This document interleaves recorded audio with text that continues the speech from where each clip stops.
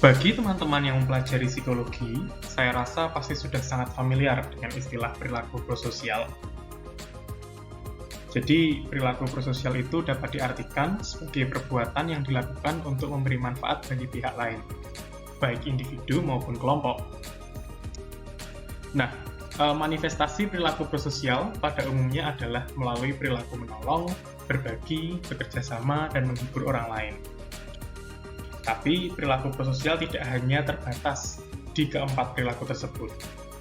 Ada banyak variasi lain dari perilaku prososial yang kadang unik dan spesifik, seperti contohnya misalnya prosocialize atau berbohong dengan alasan prososial. You want answers? I think I'm entitled. You want answers? I want the truth! You can't handle the truth! Menurut Nancy Eisenberg, jadi beliau adalah seorang leading expert di bidang prososial, perilaku prososial itu merepresentasikan kecakapan seseorang dalam menjalin relasi sosial dan hal ini merupakan fondasi dari perkembangan psikologis yang positif bagi anak dan remaja. Selain itu, kalau menurut Morton Dutz, jadi Morton Dutz itu adalah seorang leading expert di bidang psikologi perdamaian, beliau mengatakan bahwa perilaku prososial merupakan salah satu karakteristik penting yang diperlukan agar sebuah society itu dapat meraih dan juga menjaga perdamaian yang berkelanjutan. Oleh karena itu, perilaku prososial sangat penting untuk dikembangkan.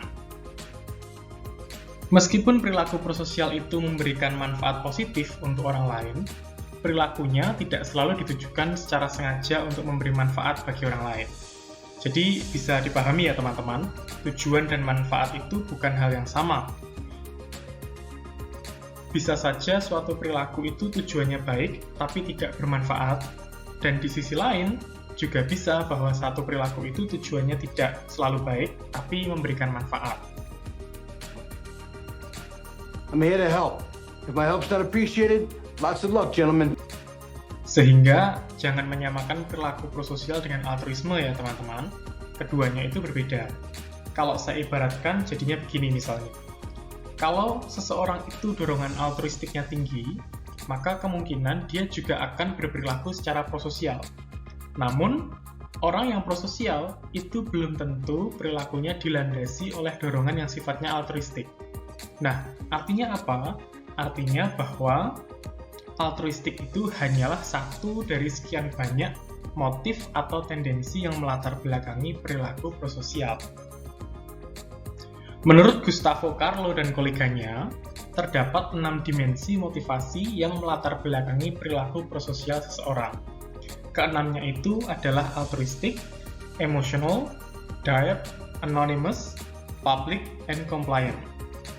Nah, di video ini, kita akan bahas satu persatu mengenai motivasi perilaku prososial tersebut. Why are you helping me? Because there is only one thing that matters in this entire world right now. Do you understand? Motivasi prososial yang pertama adalah altruistik.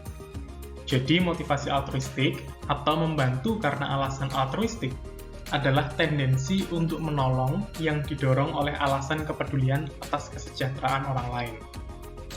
Pada remaja awal yang memiliki dorongan altruistik yang tinggi, mereka akan cenderung menginternalisasi nilai-nilai moral untuk berbuat kebaikan. Mereka juga mampu mengatribusikan tanggung jawab ke diri mereka sendiri. Mereka tidak agresif dan mereka menunjukkan level simpati yang tinggi. Tapi perlu diingat ya teman-teman, simpati di sini bukan simpati provider seluler. Kemudian pada remaja tengah yang memiliki dorongan altruistik yang tinggi, mereka cenderung tidak menolong untuk mencari pengakuan dari orang lain juga. Mereka juga mampu mengatribusikan tanggung jawab ke diri sendiri dan mereka juga tidak agresif. Big Mike, why were you going to the gym? Because it's warm. Do you have any place to stay tonight? Don't you dare lie to me. Come on. Motivasi prososial yang kedua adalah emosional.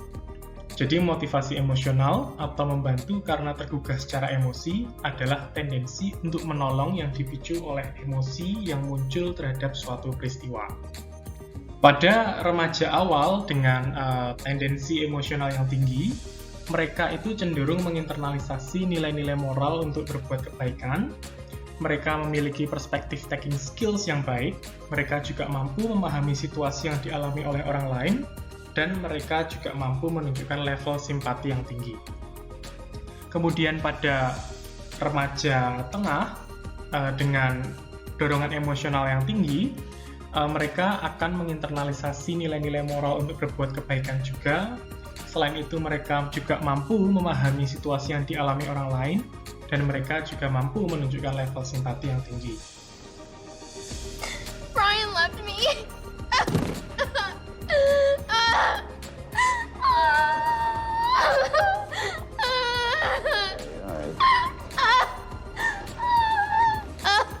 Okay. All right.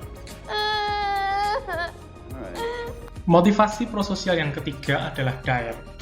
Jadi motivasi dire atau membantu karena terdapat situasi darurat atau krisis, itu adalah tendensi di mana seseorang cenderung memiliki dorongan yang tinggi untuk menolong orang lain ketika mempersepsikan adanya situasi yang bersifat darurat. Pada remaja awal yang memiliki dorongan dire yang tinggi, mereka cenderung tidak menolong orang lain dengan motif untuk mengutamakan kepentingan pribadi. Mereka juga menunjukkan level simpati yang tinggi, mereka memiliki perspektif taking skills yang baik, dan mereka juga memiliki akurasi empati yang baik. Sementara pada remaja di usia tengah yang memiliki dorongan dire yang tinggi, mereka juga sama-sama tidak menolong dengan motif untuk mengutamakan kepentingan pribadi, menunjukkan level simpati yang tinggi, memiliki perspektif taking skills yang baik, memiliki akurasi empati yang baik, dan mereka tidak menolong untuk mencari pengakuan dari orang lain juga, dan bahkan mereka lebih mampu memahami tanda-tanda ketika orang lain itu membutuhkan bantuannya. Juga mereka menginternalisasi nilai-nilai moral untuk berbuat kebaikan, dan mereka juga mampu mengatribusikan tanggung jawab ke diri mereka sendiri.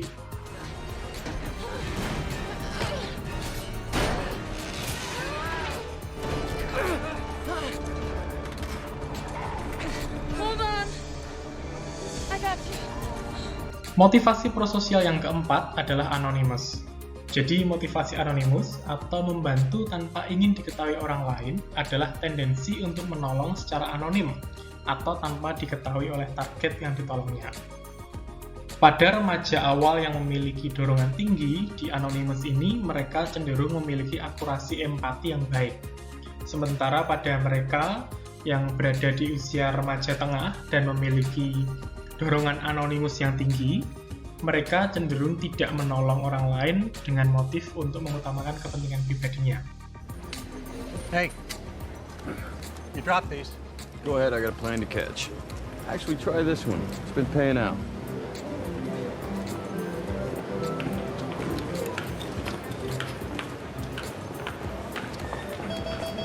I won! Look at this! I won $11 million!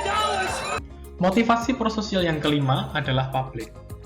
Jadi motivasi publik atau membantu karena ingin mendapatkan sorotan dari orang lain adalah tendensi untuk menolong yang dilakukan secara terbuka di hadapan publik.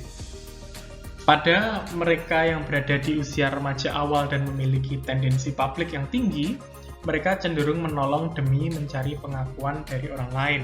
Dan begitu pun juga pada mereka yang berada di usia remaja tengah, mereka juga menolong demi mencari pengakuan dari orang lain ketika tendensi publiknya tinggi. Mary, what on earth are you doing walking all these beautiful dogs? Well, someone has to. Did you know that New York City shelters are the most overpopulated in the state? What? No, I didn't know that. That's such a shame. That's why I'm starting my own dog rescue charity. Broadway Bitches. Motivasi prososial yang keenam adalah compliant. Jadi motivasi compliant atau membantu karena kesediaan adalah dorongan untuk bersedia menolong ketika dimintai bantuan oleh orang lain. Pada remaja awal yang memiliki dorongan compliant yang tinggi, mereka cenderung memiliki emotional sensitivity. Mereka adalah orang-orang yang bertanggung jawab, mereka juga tidak menolong dengan motif untuk mengutamakan kepentingan pribadi, mereka memiliki perspektif taking skills yang baik, dan juga memiliki akurasi empati yang baik. Sementara pada mereka di usia remaja tengah yang memiliki dorongan compliant tinggi, Mereka sama halnya seperti di usia remaja awal, mereka memiliki emotional sensitivity yang baik, mereka relatively bertanggung jawab, dan juga tidak menolong dengan motif untuk mengutamakan kepentingan pribadi. Hello? Hey Ben, it's Becky. From Jules' office? Yeah, hey, what's up? Jules' driver's MIA. He's not answering any of my texts. I know you drove Jules yesterday and I didn't hear any complaints. So can you pick her up this morning? Sure. Keenam dimensi motivasi tadi dimiliki oleh setiap orang manusia. Jadi, bukan lantas ketika teman-teman memiliki motivasi publik yang tinggi, kemudian teman-teman tidak memiliki dorongan yang sifatnya altruis. Tidak demikian. Di dalam diri teman-teman tetap ada dorongan altruistik, emosional, dire, anonymous, public, dan compliant.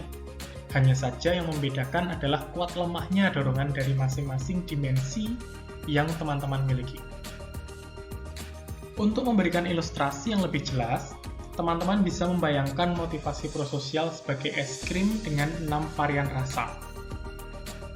Jadi masing-masing es krim itu sama-sama punya 6 varian, tapi meskipun jumlahnya sama, volume dari masing-masing varian itu bisa berbeda. Mungkin di tempatku, volume varian coklatnya lebih banyak, tapi varian matchanya lebih sedikit. Dan bisa jadi, di tempat teman-teman, varian vanilla dan matchanya itu lebih banyak dibanding varian strawberry. There you go.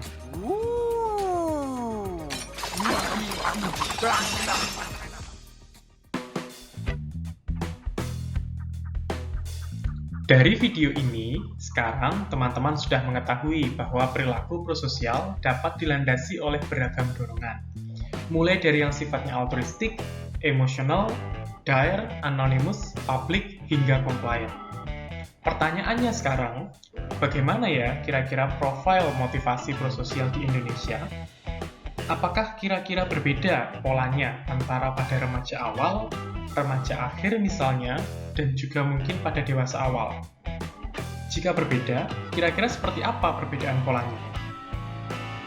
Selain itu, mungkin tidak ya jika pola motivasi prososial antara perempuan dan laki-laki berbeda? Nah, pertanyaan-pertanyaan ini perlu untuk coba teman-teman pikirkan dan diskusikan ya.